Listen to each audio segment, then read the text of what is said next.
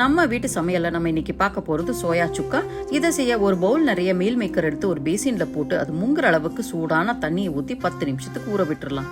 அடுத்ததா ஒரு பேன்ல தனியா, சோம்பு, ஜீரகம், லவங்கம், பட்டை, மிளகு, காஞ்ச மிளகாய், முந்திரி பருப்பு, கருவேப்பிலை போட்டு வறுத்து ஆற வச்சு மிக்சியில பவுடர் பண்ணி வச்சுக்கலாம்.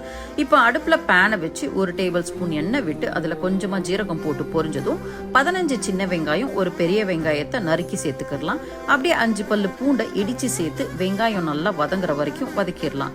இது கூட 1 டீஸ்பூன் இஞ்சி பூண்டு பேஸ்ட்டை சேர்த்து லேசா வதக்கிட்டு ஒரு தக்காளி, கொஞ்சம் கருவேப்பிலை, உப்பு, மிளகாய் தூள், தனியா தூள், மஞ்சள் தூள் போட்டு கலந்து தக்காளி நல்லா குழஞ்சு வர வரைக்கும் வேக விட்டுறலாம். அடுத்ததா ஊற வச்ச மீல் மேக்கரை 2 தடவை தண்ணியில நல்லா கழுவி ஒட்ட பிழிஞ்சு மசாலாவோட சேர்த்து கொஞ்சமா தண்ணி விட்டு கலந்து தட்டை போட்டு மூடி 5 நிமிஷத்துக்கு வேக விட்டுறலாம். இப்ப அரைச்ச மசாலா பவுடரை சேர்த்து நல்லா கலந்துட்டு கடைசியா பொடியா நறுக்கின கொத்தமல்லியை தூவி கலந்து எடுத்தா சோயா சுக்கா ரெடி.